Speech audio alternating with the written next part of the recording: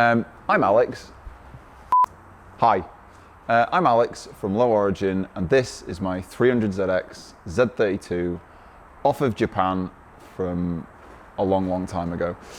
It's been in the country since 2004, 2005, but when I say it's been in the country since 2005, 2004, this shell hasn't technically. So the first version of this car that I got, which sounds ridiculous, I bought this back in 2007, and it was a bit of a weird one with a friend of mine called Michael Cardew. He bought a Toyota Supra. Is it Mark IV? I think it's Mark IV, the good-looking one, you know, the pretty one. It was an NA 3-litre manual, and he'd never had anything like that before. He'd always had Vauxhalls, like Novas, Astras, Calibras and shit like that, and so would I. So like we were not really like mega into Japanese cars. We knew what they were, but we weren't mega into them. Anyway, he bought this car and it was £5,000. And I remember saying to him, like, I'm pretty certain you could get a rear wheel drive, 3-litre, you know, 200 and odd brake horsepower car for a lot less. And I did this. It was 1,400 quid. It was from South Wales. I got a train there and I drove it back. And I'd never driven anything like this before. I'd only ever driven like Calibras and shit, basically. So it was really fucking cool. I'd never driven one before and got into this, and it was just like, it felt like a nice place to be. Granted, the old Grandad trouser interior wasn't like the most amazing thing in the world, and the Targa, it was a really sunny day, which is a great day to go and buy a Targa top car, but it was really fucking hot and most of the driving was done on the motorway, so I'd put the Targa roofs in, which created like a greenhouse effect inside the car, so I was like, boiling fucking hot. And I couldn't do anything about that because it didn't have any covers or anything like that, so that kind of sucked a little bit, but I didn't give a fuck because I had my cool Japanese rear-wheel drive 3-litre NA Nissan 300ZX, which was cool at the time. I say cool at the time. It's still fucking cool, I think. Anyway, it came with this bumper and some wheels, and that was it. It was completely standard apart from that. This is a 99 spec bumper off of some other fucking car. And it was all right. It had done 110,000 kilometers. Like every motherfucker that sells an import car always goes on about how, it's only done this many kilometers, but you know, it's been converted to miles. And then when you get in it, and it is in miles, and then you find a little conversion box, and it's been in there for like 5 years. So clearly a good amount of the mileage that's been done in the country has been done in whatever, doesn't matter. It had some BBS wheels, which I still have 2 of somewhere over there somewhere. Really rare. I've never seen them before for this like 5x114.3. And unfortunately, I lost 2 of those to a friend of mine who was using them to paint things with. Yeah. Doesn't matter. The point is, I fucking loved this car when I got it. It was cheap as fuck, and seemingly a lot of the parts, because they make them in the UK, a lot of the parts are available, and it meant maintaining it and keeping it going was pretty fucking easy. I was also always aware that if I ever needed to part it out, like get rid of it, the MAF is the same as the twin turbo. The diff is an R200, unlike the twin turbo, so you could sell that to like S14 guys. It's got 5x1 shafts and hubs, and obviously Z32 brakes. So there was probably about 1,400 quid's worth of parting out in it to start with. So anyway, I drove it very badly for a year. I didn't know what drifting was at this point. We're sort of like it's probably 2007 at this point. I knew what like sliding the car was, and I'd seen like, I think I'd seen Top Gear do something in 2005, and I'd had, you know, Fast Car magazine and shit like that, so I knew what it was basically, you know, what drifting was. Now these aren't really drift cars because they're supposed to come with rear steering, and rear steering is the fucking antichrist to drifting. I had an RX-7 FC which had rear steering, fucking terrible. This never had rear steering, so it was sort of out of the box. It was a 220 brake horsepower, V6, 3 litre, go and have some fun on some roundabouts, which I did a lot. And I crashed it quite a few times, and I bent and broke arms and stuff like that, but that's not why this car got reshelled in 2015. This car got reshelled in 2015 because the fucking floor fell out of it, and it fell out of it bad.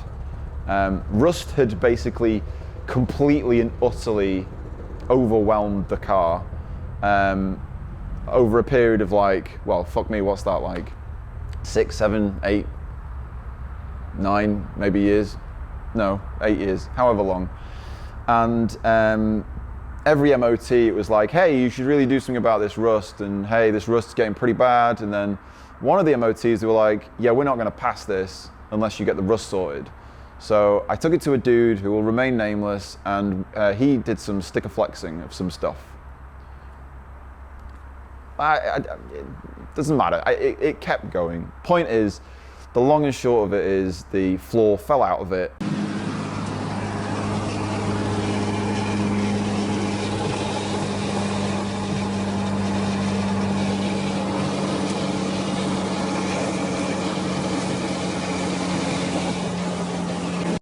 And that for me was like end of days. Like the sills were fucked, the floor was fucked, I think the subframe had snapped as well, the rust of the, oh yeah, fuck me.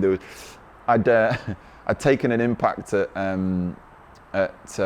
Buxton where there was like 6 cars drifting, and like quite close together as well. The videos, like they were really, it was good. It's Buxton, but it was good because, you know, if you fuck up, the car's a write-off. And of course, the guy in front of me fucked up. There was a brilliant list of cars: E30, S14, E36, me, and another S14. And I'd narrowly avoided hitting a car, and then the dude behind me had just plowed and T-boned into me.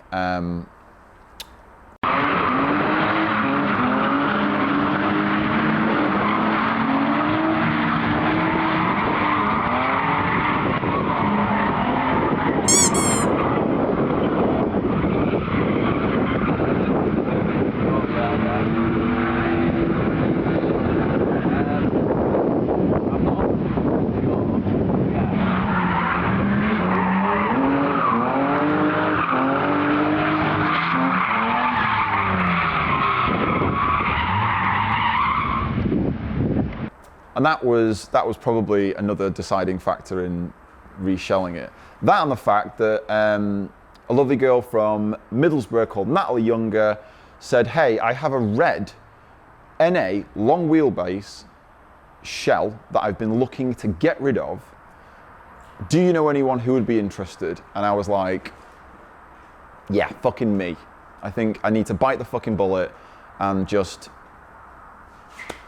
call it a day. So now this sounds like I'm going to tell you that I wrung this car and that I swapped the fucking VIN plates over, which would have been so much easier to do, and cheaper to do. But in fact, I didn't do that. I painstakingly got both shells MOT'd and legitimately swapped over the reg plate, purely for nostalgia, purely because I was attached to it. Which is an ongoing theme with this entire car. You know, there's like side skirts. I fucking hate them. Bought them in 2008. They're awful. They're veil side skirts. They're terrible. But I can't get rid of them because it's always had them.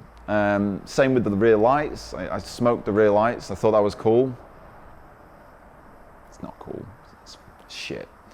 What else? The stickers on the back. You know, it was a really cool thing to do in 2008. You put stickers on your, you know, slaps on fucking everything. It wasn't cool.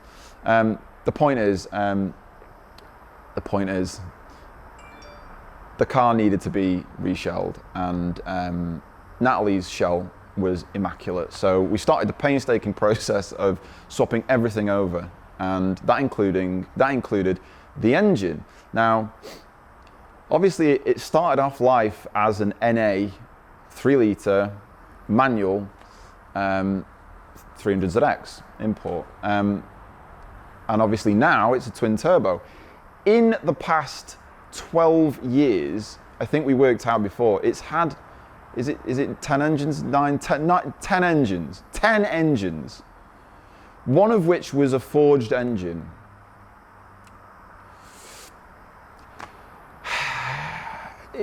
Yeah, anyway, do the reshelling, and you know, it's a twin turbo. Obviously, the twin turbo conversion was done in 2009, I think, 2009, 10, whatever. So it's a twin turbo engine.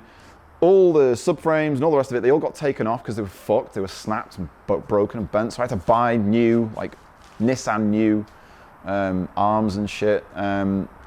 New subframe, front subframe, rear subframe, got a load of shit powder coated. Anyway, then I had the shell under sealed, and we did it all here in the unit. And I think the last part of the puzzle was it needed a new exhaust because sections of the exhaust had fallen off and fallen on the floor and been lost over the years. So it definitely needed a new exhaust. So went to Craig at TGS to build a really nice looking exhaust. And that was where I thought we were going to be done. And I was just going to drive it and everything would be fine. But no, this engine then started knocking just slightly, just enough to be frustrating. You know, not enough to like warrant replacing anything or doing anything about it, because at this point I'm 10 deep. I know how long a knocking VG30 det drives fine for.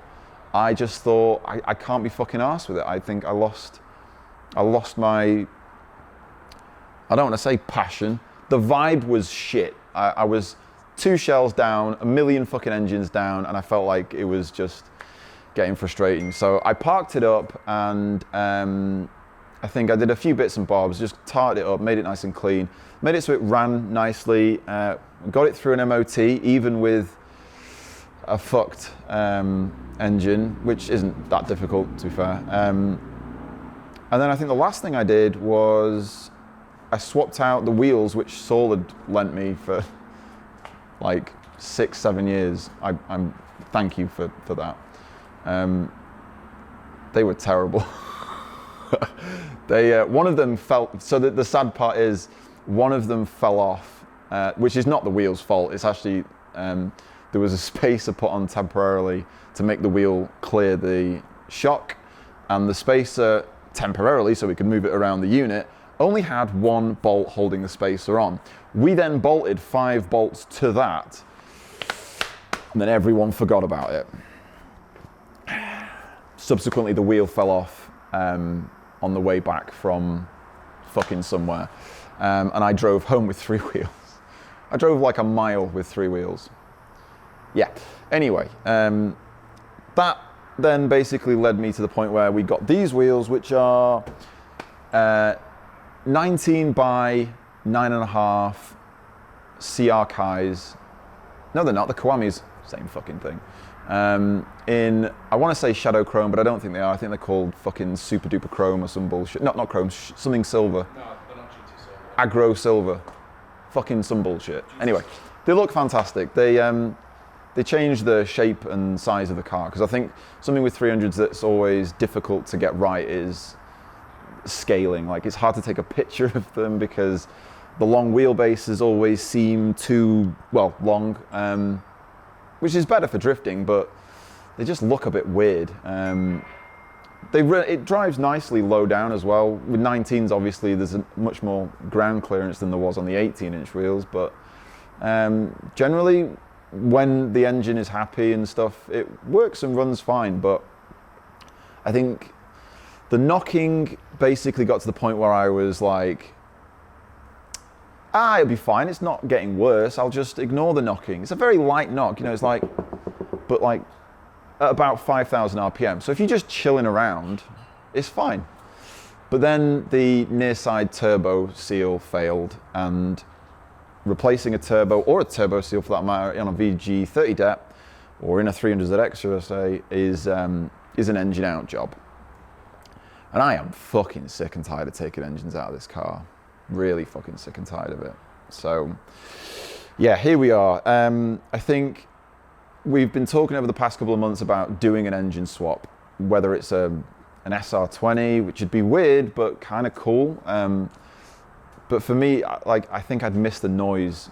It makes a good noise. It's a 3-litre V6 with a pair of turbos, so it doesn't have that sort of 350Z vibe that you get that drone, but it does have like a really good, I don't fucking know how to describe it. It sounds good. That's the point. But yeah, I think realistically, moving forward, I'm gonna probably, I want to take it to somewhere like the Z Center or something like that and just say, look, you do this. You do this. I have done a bad job for like 12, 13 years. Is it longer than that? Oh my God, I think it's longer than that. All right, anyway, I've consistently done a bad job. You finish this off and just give me a nice, non-knocking, non-smoking VG30 dep. And I think that'd be really cool. But yeah, I fucking love this car. It's, I think I've never owned anything this long, or should I say, anything that's owned me for this long. These zip ties here, these are attached to like an AACV, some fucking shit. Driving down the motorway about 10 years ago, and the throttle, fuck you. Driving down the motorway about 10 years ago, and the throttle jams open, right, which is quite scary. It's not an auto, so you just take it out of gear, it's fine. But I was doing like 70 miles an hour. Put it in neutral, and it's like, like, what the fuck is this? Like, try and get somewhere that you can pull over. And these little bits of plastic here, for some strange reason, when you run a little boost controller and run separate vac lines, they expand just enough so that they jam the throttle open. I mean, the stupidest of fucking designs, but it's the same with the fucking wiring, and I mean, the tiny little radiator.